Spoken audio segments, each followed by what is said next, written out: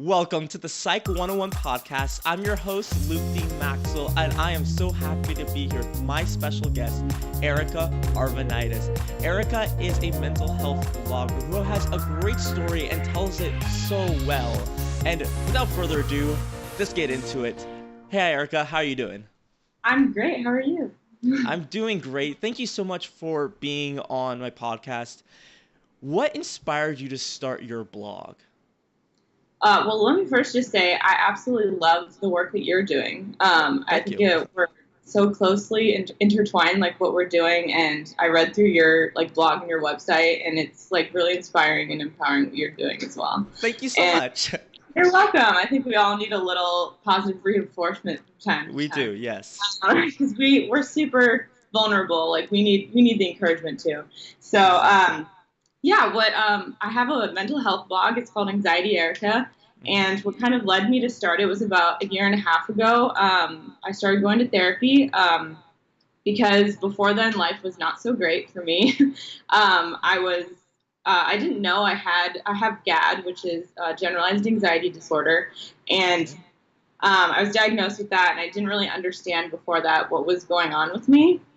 And I think it was building up for years and years. I was deeply personalizing kind of every relationship I had, whether it was friendship, family, romantic relationships. And I even lost a lot of those relationships because I didn't manage my anxiety well. I didn't have the tools yet. It almost wasn't anything I could control.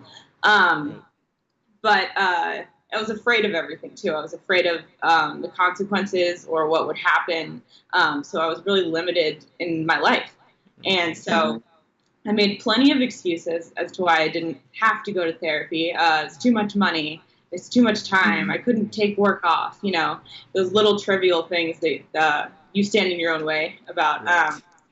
But it saved my life, really, and I finally stepped out of my own way, and it was my dad who actually told me, he's like, if you don't go, nothing is going to get any better. And so thankfully, my mom is in the medical profession, and she got me some sessions where I could try it out with a therapist, and thank God I found an amazing one the first time around, which so doesn't happen for everyone. I feel very lucky that I found her. And through that, I'm a writer. I've been a writer my whole life. It's just in my blood. And I started bringing a notebook to my sessions to kind of write down things she was saying because I found them so inspiring. And I wanted to remember. And how I remember things is I write them down. So she loved that idea. And I also would write down what happened in the weeks so I could explain it to her. And from that, it became a regular routine. And I had been blogging a little before that. I had my own little silly blogs that I didn't really pay attention to, And it was a lot more literary based because I'm a huge book nerd, aside from all the mental health stuff. And when I started therapy, it started coming into my life. So I started to write about it more on those blogs. And I was like, hey, I kind of have a knack for writing in this specific niche. And I was like, I want more, though. I want it to just be mental health. I don't want to write about this other stuff as much anymore. It felt very much like I had a purpose. And so I literally decided one day that I was going to start it, and that's what happened. And Wow. There wasn't any aha moment, Mm-hmm. It just came over time, and you just did it. And I love that for all the people that I know that have gotten into, blogging or just mental health outreach, it's just been I'm just going to do this, and they just do it. And I think that's the step that's keeping a lot of people from this is, oh no, I need to build my audience, and I need to do this and this and this, and I need a web designer. And in this age, you don't need that anymore. I used to do podcasts on my phone because that's all I had. And I just wanted to do it, and I just did it. And then that is great. I love that transformation. How long ago did you start going to therapy? It was I would say about a year and a half ago. Is when I started going. And now I go about twice a month. And in the beginning, it was once a week because it was just much more intensive. Oh yeah, but I've been there. Yeah, but it's changed my life in a lot of different ways. It changes how I react to so many situations, how I think, how I talk to myself, how I handle like a lot of my different little uh, issues that come up with anxiety, and yeah, and actually the name of I thought this was an interesting little anecdote I wrote down, because of course I wrote everything down for this. Anxiety Erica, the name of the blog, actually comes from an exercise in therapy I did, where, because my therapist had me name my anxiety, because it's a great tool to use in order to separate yourself from your mental illness, because we are not purely our mental illness. I'm a lot of different things, and you're a lot of different things. Like, I'm very caring, I'm very kind, I'm a huge nerd. I'm like, it's like a lot. Like I love my family. Like, it's a lot of different things, and like, so I called her Anxiety Erica. So when things pop up, I can be like, Anxiety Erica, she's such a today. Like, she's like, like so you can distance yourself from her to realize that you are so many other things. She is that thing right now. That's great. I love that, and I'm trying to think if I've heard of any. I've never really heard of that specifically before. Yeah. I've heard of, like, I give names to weird things in my life, like my car and my phone, just because. But I never thought of actually like naming my fears or my problems. Yeah. So that way I could speak to them. That's very interesting, and I love the name, and that's something I was gonna bring up is I love the name. I love it. It rolls off the tongue. It sounds great. It tells what you do. It has your name in it. So I love the name. But as far as therapy goes, lots of people are scared of therapy, and they're scared of the unknown. So what were some of the main takeaways from therapy? Like, why was it so helpful to you? Oh man, I would say it was. I would say it was very helpful to me because it's a sounding board for someone that isn't your family or your friend. Because a lot of there's many things people say when I say I go to therapy. There's still a stigma, that. We all know that, unfortunately. But mostly people have been very supportive, but it's within that community, and they understand, they already know that world. But when it's people that do not have any contact with therapy, they still kind of have an idea that, oh, like, I don't need therapy. Like, like, I don't need, So it's more the idea that it's a sounding board that isn't a family or friend, because people usually, when I say I go to therapy, they're like, oh, well, I just vent to my friends. I vent to my family members, and like, I'm fine. And it's like, there's an issue in that. Like, if people are strong enough to where they can handle their own problems, then by all means, like, vent to your family and your friends, like, they're your sounding board. But for someone that has issues that are higher and more intense, and it's a legitimate mental illness, venting to your family and friends is not going to be enough. And it's someone who is professionally trained and also is always on your team. They're your personal cheerleader. They're always going to be on your side. Their job is to literally be on your team and to support you, and that's the thing that about therapy is that I ask people, it's like, oh, I don't need a therapist, right? I'm not crazy. I'm like, okay, first of all, that word doesn't mean anything anymore, and second of all, I firmly believe that everyone in the world could use therapy at least once a month. Say that literally, because we all have problems. And the point of a therapist is to help you uncover the problems, then make an action plan to overcome them and be there for you when you need help. And I love that. And I mean, I still see a therapist every once in a while, not as nearly as often as I used to. But every once in a while I'll need it, so I'll go see a therapist. And my college actually provides them for free. I met this great lady, and then so it doesn't cost me anything except like 30 minutes of time, and it's a great help. And so many people don't take up on that offer. So if there's anything you get out of this, it's if you need to, just talk to a therapist, a school counselor, somebody who knows what they're talking about and who knows how to help you. You've come a long way, and I know this is a huge question, but as far as the vision of your future, far off, how you see yourself, where do you see yourself, and what do you see yourself doing? I wrote out this question too. I like to prepare it. I'm like a giant planner. But like for the blog, like when I first started it, this is you're right, it's such a big question. And when I started it, I was like, I would say 50% like excited and 50 like terrified, because Right. I really didn't think anyone would give a shit. I don't know if cursing's okay on this, but like that's the truth. I'll learn it. Okay. But I really didn't think anyone would care, because I'd written about it on like the old blogs before, and like it was like whatever. And I was like, who's gonna care that I'm like talking about like how anxious I am and my anxiety? Like, I don't know that anyone's gonna really like take to this. And when I started it, I started the blog back in like May, like middle of May. And when I started the Instagram, I started it, and now I don't like from May to now, I have almost 1,500 followers, and it's been like quite a journey. And my blog has almost 200 subscribers. Like, that's Wow. not as giant, but like for a blog, Well, that's pretty big, especially just for May. like I've had so many people like DM through Instagram, or like contact me through the blog and say like, it's like, I know like you may not always hear it, but they're like, I am listening and I am reading, and I'm like, this is changing me. And it's like, it's incredibly overwhelming to get that from someone. And I'm an empath myself, so like when someone pours out their like feelings, like I'm crying. So like it's I've gotten a DM from an older woman who's like, if I hadn't read your blog, I would never understand that I did the things I did. And it's Wow. incredibly, it's crazy. Wow. Yeah. And like Wow.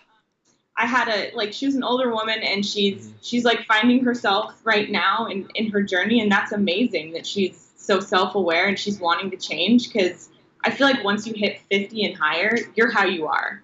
Like Mhm. people like Yep.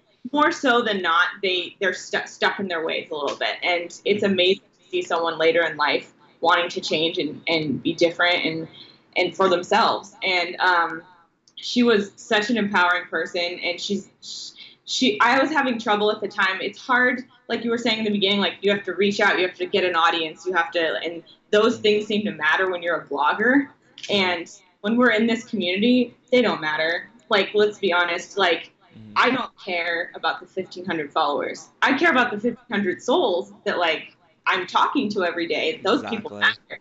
But I don't care, 1,500, 5, 10, whatever, like 12 likes, I don't care. It's really hard to not care, because you want to be Right. popular. You want to Oh yeah, like of course. everyone to share in the message. But honestly, if one person sees it, one person understands, oh my God, like she's going through that too. I'm not completely alone in this, because anxiety makes you feel like you're the only person in the world. Oh And yeah. if I can help one person see that they are not alone and that other people go through the same thing every day, then I've done my job. I don't E- need the 1,500 followers. Yep. So, And yeah. yeah, and that's the great, I mean, that is the greatest response that I could ever hope for. Is I don't care for the followers. Like, see, that's part of when I got into this. I literally just thought like I want to tell people, so I just made like this terrible video. Apparently people loved, as far as filming goes, right? But and then I just started a blog, and it looked awful, and my writing wasn't that nearly as good as it is now, even though like I don't think I stand up to you. But Oh, all right, when I started, right? Is that I wasn't even thinking about anything. Like I didn't have any social media numbers. I didn't know how to see really numbers, so yeah. it didn't matter. And I think Yeah. that's the greatest way to go into this is Yeah. not really caring about the numbers, more about the individual people. And the reason why I love this question is because, right, as you know, when you're in the midst of anxiety or depression or any mental illness, you feel like you can never get out of this. And Yeah. yet to see somebody like you, to see someone like me or some the other guests that I've had, to take that step and say, I have this problem. It's big, it's hard, it's difficult, but Yeah. I'm going to do something and actually create positive change. Instead of being a negative effect on the world like you think you are, you believe that you're a negative on the world, Very. you instead you prove to yourself and to others that you are a positive effect on the world. And that is That's a huge. message I keep on pounding in to every single person who contacts me for help. Yeah. And That's awesome. yes, so switching gears a little bit, let's talk more about psychology. Do you have a favorite theory or fact or part of psychology that just really interests you? Yeah, I like racked my brain for this one because I'm not as like technical or like science driven. But I went back and I thought about like the things we've talked about in therapy and like the kind of therapy that I go through. And my therapist does cognitive behavioral therapy, and it's really, really helped me. And kind of the idea that how you think moment to moment really, really matters is so interesting to me and I think fascinating. And the fact that it has actually worked is crazy because when I first started therapy, she was explaining cognitive behavioral therapy to me, and she was saying she's like how you think and how you talk to yourself truly maps out how you behave and how you respond and react to people. Because when you think, you know, I'm not good enough, I'm not worth it, like something's going to end badly, then you're going to behave in the way where you think everything's not going to turn out right and you're going to react immediately negative. And so it's amazing how everything affects, like everything goes through the brain. And Yep. so kind of like a thing that stemmed out of cognitive behavioral therapy is ants, which are automatic negative thoughts. And something, have you heard of that? I haven't. That's I Okay. learned something today. Yeah, it's created by Daniel Amen, and he's like Okay. a self improvement, self help guru author. And basically, automatic negative thoughts are thoughts that like they enter our brain so many times a day. We don't even understand how many times we automatically think them. Like it's in the name. And basically, like an example would be. Um, like if say you're walking into work and you sit down and this is an example of mine actually, but like at my old job I would walk into work and I would sit down and my boss would always be to my left and she would always say like good morning or hello, you know, and so I was used to that routine. And imagine one morning you sit down and she's right there and she doesn't say a word, like she doesn't say hello, she doesn't say good morning to you. You automatically start to think, oh my God, like she's upset with me. She's angry with me. I did something wrong. I'm not good enough. Like, and your thoughts start to spiral. And a person without anxiety or without mental illness can stop there. They're like, oh, you know, oh, like, did I do something? They're like, oh, you know what? She's probably upset. She's probably mad. They do that. They go through the ant process themselves. But someone with anxiety will spiral to a level where they can't function. They can't think of anything else. They can't do their job. And for me, I was sitting there spiraling and ruminating. And I was like, oh my God, what did I do? I have to sift through the next like week and a half. Like, I did something. And so once you get stuck in that spiral, it's hard to function. And it seeps through every other aspect of your life. And that's basically what I was doing up until I started therapy, to where I couldn't hold relationships. I couldn't do like trivial things because of the reaction I would get and how I would talk to myself. And so he basically defined 9 different ants. And there's a process for writing them out. So basically my therapist told me in my therapy journal, she's like, whenever something happens to where you have an automatic negative thought, I want you to write down and do a 4-step process. And so it didn't matter where I was. I was in the car, like that was a little more difficult. But right. I like, whenever you stopped, don't write and drive. Don't do that. But the PSA. But in the car, like out, like in a restaurant, at a bar, didn't matter where I was. At work, I had my therapy journal. I had my therapy journal with me wherever I was. And it was a little smaller than this, so I could fit it in things. But I would whip it out and I would literally write it down. And it's that actual practice of doing it immediately after that leads you to a level of where you do the 4-step process in your head in a matter of seconds because you're so used to it. And that's what I do now, but I still write it down because it's cathartic for me and it's how I self-care. So, but the actual 4-step process is the step 1 is writing out the actual event of what happened. And so it would be like, example, I came into work, I sat down, and my boss didn't say hello to me. And that's like, you're writing that down. And then the step 2 is the actual ant. So it's writing out the actual automatic negative thought that you immediately had. And so, like, examples of that would be, she doesn't like me, or she's angry with me, or I'm not good enough. I should have done better. I'm a failure. It's like, you're being very honest with yourself. You have to be vulnerable. You have to be authentic when you do this kind of work, because you can't lie to yourself. You can't be like, oh, I wrote, she's that's Right. cheating the whole process, you know?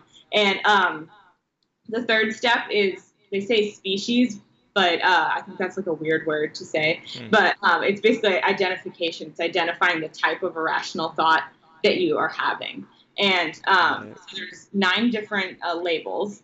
And the first one is always or never thinking, which is you're thinking in words like always, never, no one, everyone, like every time, like I'm always a failure. I'm always bad at the job. And the second is focusing on the negative, which is you're just always thinking of the worst possible outcome. And then it's mind reading, which is believing you know what the other person is sorry, you know what the other person is thinking without them even having told you. And that's one that is very popular up in this and for a lot of people, it's positive. They just don't know the label for it. We do it all the time. And the next one's thinking with your feelings, which is believing negative feelings without ever questioning them. And we do that all the time. And then guilt beatings, which is thinking in words like I should have done this, or I ought to have done that, or like I have to do this, or something like that. And then it's labeling, which is you're just attaching a negative label to yourself or to someone else. And then there's personalization, which is real common in anxiety, which is innocuous events you just take to have a really personal meaning.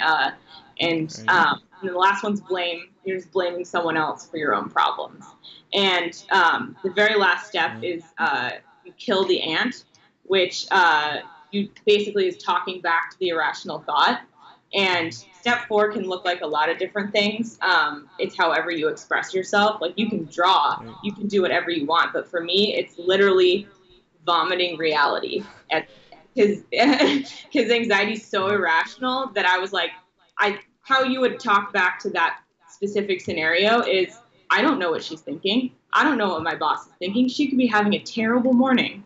She could be going through a breakup right now. She could be just not paying attention. There's so many different things. I don't know her brain. I'm not inside her brain, and I have to focus on my work. I have to continue to do what I'm doing. So it's a really intensive process, and it takes so much work. But once you get that process through your head, you literally can do that in your head in like 4 seconds. Like say someone bumps into you. Right. Yeah, say someone literally just bumps into you in the middle of the street. Like if you had anxiety like this and didn't do this process, you would be thinking hours later, like, oh my God, like why did I do that? Why did I do that? But if you had that 4-second process, you'd be like, oh, okay, whatever. Like, you know, like it happened and I did this. And then, you know, like it takes so much effort, but it's crazy now. A year and a half later, I can literally do this so quickly. And cognitive behavioral therapy has such an impact, and I think it can benefit so many people. That's amazing. I've never heard of that before. Like I have my own systems for dealing with things, but that is I absolutely love it. That is amazing. And I will definitely be taking that and using that with people that I talk to. Because anxiety, you're right, it's so irrational, but it feels totally rational in the moment. And it just leads you into this spiral, right? Exactly. And having something, it's almost, it reminded me, you're talking about this, it reminded me of almost kind of like you're in the army, you're just drilling, like over and over and over again until you can do the drill without like even waking up. You just do it in your sleep. Yeah. And that reminds me of that. And I think sometimes that's what it takes, is that repetition over and over and over again. And you get kind of sick of it, probably. Like, no? I'm wondering, because I'm thinking like, oh, I have these thoughts again. Oh, I have to do this entire thing again. I mean, if it helps, I mean, I'm sure like I would not feel that way. But no, you would. Like I had days, because on top of that, she had me for like just cognitive behavioral therapy. You have to because I have like a lot of the root of my anxiety stems from not feeling good enough. So she literally had me, she's like, I'm going to have you say these mantras to yourself every day. And I was like, oh, okay, I'll say it like 5-10 times a day. She's like, no, Erica, you're going to say it to yourself 100 to 200 times a day. And I was like, no. Ooh, And wow. it's a lot. And the thing is she did that on purpose because I didn't believe it a year and a half ago. So the more you say it to yourself, the more you, and she had me look in the mirror and do it too, and that's really hard. And the more you practice the repetition, the more you start to believe it. And you just have to force yourself. And it sounds terrible, but you have to, it's like you said, the drill sergeant. It's like you have to be a drill sergeant.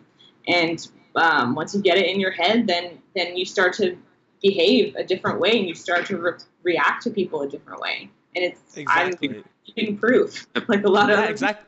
Right, yeah, patterns of thoughts. Because I've said this before. I forget whether it was on the podcast or just to somebody. I said, look in the mirror and tell yourself that you are beautiful. That's right. It was a video I posted, I think, for 4th of July. For some reason, I did on 4th of July. I don't remember why. But I was like, look in the mirror and tell yourself these things. I just went on a list of just, you're beautiful, you're amazing, you're worth it, you have so many talents, skills, blah, blah, blah, blah, blah. And in fact, a friend of mine, he works with people with confidence, and he tells them, okay, I want you to write down, 10 things about how amazing you are in the morning and night for a week. So you have 140 things about what you're grateful for and how you're amazing. And it seems impossible to actually do, but once you do it, you're just stricken back. You thought, whoa, maybe you're actually telling the truth, and maybe my mind is lying to me. Yeah. I think we could things that come of that too, like actually writing down like what you're grateful for, like what you're good at, and what like positive things about you. Because not only can you go back and refer to those things when you're in a like anxious spiral, you can be like, well, I'm not good enough, I'm terrible. And then you can be like, oh, look at this list I wrote down. Like, I am actually good at things, and I can talk to myself positively. And then also the action of writing is really therapeutic, because when you're writing something, you're focusing on what you're writing. You're not focusing on the ruminating you're doing on the spiral that you've created. So there's so many amazing things about writing. Exactly. Yeah, I'm a huge fan of writing, and I feel that we could go on forever about all the different things that we've experienced. And thank you so much, Erica. I would love to close. What is the best way for people to find you online? Find me on it. Well, my blog is anxietyerica.com, and my Instagram is that's normally where I post the most. It's just Anxiety Erica. So those are probably the best ways to find me. Great. Yep. Check her blog out. Her Instagram is great. I'm following you. And I wanted to wrap up with a quote that you posted a little while ago, so I feel a little creepy. But it's a quote you posted a while ago, and I loved it so much. I had to just finish up with this. It says, "Uncertainty is inevitable. Instead of trying to control the outcome or wish it away, let's practice acceptance and choose to see the future as open, not empty." I love it. I love that last, see the future as open, not empty. Those, they're essentially the same thing, but they're completely different. Yeah. Take that away.